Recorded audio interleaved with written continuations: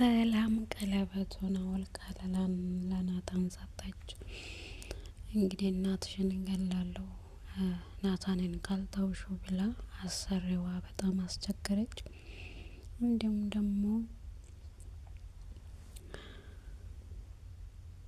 ሮዝ በጣም ጨንቋታል ማለት ነው። ምን እንደተፈጠረ ራሱ አላወቀችም። በስተመጨረሻ እንግዲህ እትዬ እናቴን ልትገላት ነው ስትል መድኃኒቷን ስጧት በማለት ለጠባቂዎቿ አስደውላ እንደዛ እያስፈራራች ትገኛለች። ሰላምና ናታን እንግዲህ በዚህ ሰዓት በጣም በጭንቅ ውስጥ ነው ያሉትና በጣም እያለቀሰች በጣም ግራ ተጋብታለች። ያው እናትን ደግሞ መተውም ወይም ለእናት መጨከንም አያስፈልግም።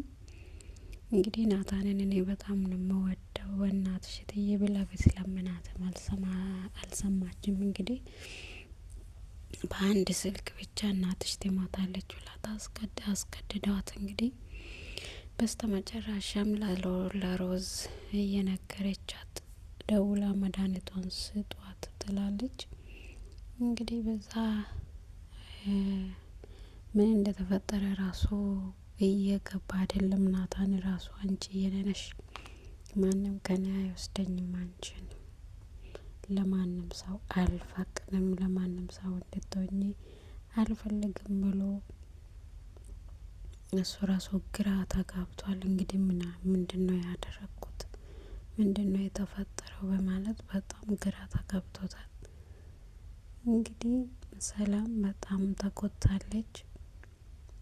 የምትወዱትን ሰው ማጣት ምን ያህል ከባድ እንደሆነ ያው ሁላችንም እናውቃለን። ወይ እናትሽን ወይ ናታንን ምረጭ ብላ እንግዲህ ምርጫ ሰጥታለች።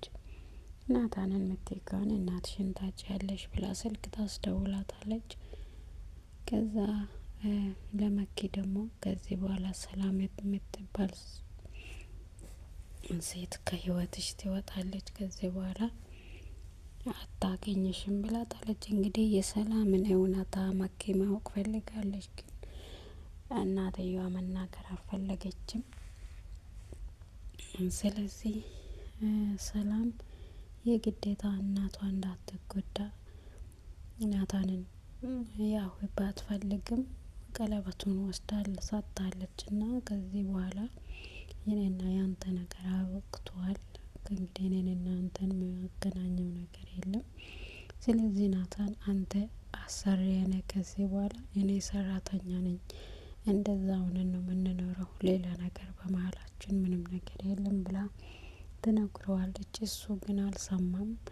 እኔ መቼም ቢሆን ያለ አንቺ መኖር አልችልም፣ አንቺን ሳላወራ መኖር አልችልም፣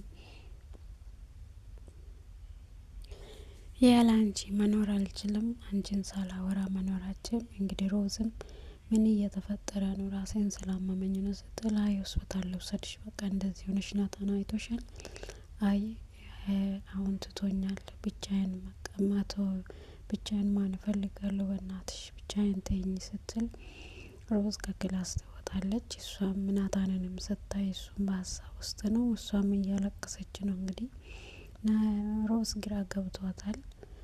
እንግዲህ ማኪያ ደግሞ ሮዛን ለማግደል ሰውን እያፈላለገች ትገኛለች። ሮዝ ከዚህ ቤት ካልወጣች ለኔ ምንም ነገር አይመችም በማለት ሮዝን ለማግደል እንግዲህ እብዱን ስታናገረው እሱም እሷ ላቸው ያባረራታል ማለት ነው። ውድና የተወደዳችሁ የሰላም ዩቱብ ተከታታዮች በያላችሁበት ቦታ ሰላማችሁ ብስት በለልኝ። ቪዲዮ ከተመቻችሁ ሰብስክራይብ ላይክ ማድረጋችሁን አትርሱ። ሰብስክራይብ ላይክ እያረጋችሁ አበረታቱኝ። ሀሳብ አስተያየታችሁን በኮሜንት አስቀምጡልኝ። ስለምታበረታቱኝ አመሰግናችኋለሁ። እንግዲህ የዛሬውን ክፍል ይዤላችሁ መጥቻለሁ። ሮዝ ድራማ በአሰሪዋ ፍቅር የምትሰቃየው ሰራተኛ ሰላም እንግዲህ በጣም ትወደዋለች። እንዲሁም ደግሞ እናትየው ይሄን ያየችው እናትየው ሰላምና ናታን አብሮ እንዲሆኑ አልፈለገችም። ስለ ሰላም የምታውቀው እውነታ ስላለ እንግዲህ እውነታውን ለማንም መናገርም አልፈለገችም። እሷም ደግሞ ናታንን አግብታ እንድትኖርም አልፈለገችም። አንቺ የቤት ሰራተኛ እንጂ ልጄን ለማግባት አይደለም የመጣሽው በማለት እንግዲህ በጣም እያሰቃየች ትገኛለች። እንግዲህ ናታን በጣም ደንግጧል ማለት ነው። ቀለበቱን አውልቃ ስትሰጠው ሰላም ምንድነው የተፈጠረው ምንድነው የሆንሽው ስትል ከዚህ በኋላ የምትፈልገውን ነገር ብቻ ስጠይቀኝ አደርጋለሁ ያንተና የኔ ነገር በዚህ ላይ አበቅቷል። ስለዚህ እኔ ሰራተኛ ነኝ አንተ ደግሞ የአሰሪ ነህ ከዚህ የበለጠ ግንኙነት ምንም ነገር ከእንግዲህ አይኖርም ስትል እኔ ያላንቺ መኖር አልችልም አንቺን ሳላወራ አንድ ደቂቃ መቆየት አልችልም ብሎ ሲይዛትም የምትፈልገው ነገር አለ ጋሽ ብላ ትጠይቀዋለች። እንግዲህ በስተመጨረሻ አልቻለችም። ለሮዝ ልትናገራት ስትል እናትሽ እትዬ እናቴን ልትገላት ነው ስትል እንግዲህ ሰምታ ስልኩን እየደወለች በጣም ታስፈራራታለች ማለት ነው። መድኃኒቷን ስጡ ትላለች። በዛ መሀል እንግዲህ በድንጋጤ ውስጥ ሆኖ ግራ ገብቷታል ማለት ነው ምንም እንደምታደርግ። አንድን ሰው እየወደዱ መለየት በጣም ነው የሚከብደው በጣም። እንግዲህ በሁለታቸው መሀል እናትየዋ ገብታ ስትበጠብጥ እሱ ማይወዳትን ሴት እንዲያገባ እናትየው ደግሞ ስትገፋፋው ለሷ ብላ ፍቅሩን የምትለይ እናት እኔ አይቼ አላቅም። እንግዲህ ልጁ ወዶችን ማገባ ብሎ የልጁ ደስታ ማያስደስታት እናት በጣም ከባድ ነው። እንግዲህ ልጁ በወደደበት ቦታ ይሁን አላለችም እንግዲህ እኔ ያልኩት ብቻ ይሁን በማለት ልጁን እያሰቃየች እኔ እሷን ካገባ እኔ እናትህን አትፈልግም በማለት እሱንም ያው ታስፈራራታለች። ማኪያም ደግሞ እንደምንም ሆነ ናታንን የራሷ ለማድረግ በጣም ጥረት እያረገችው ትገኛለች።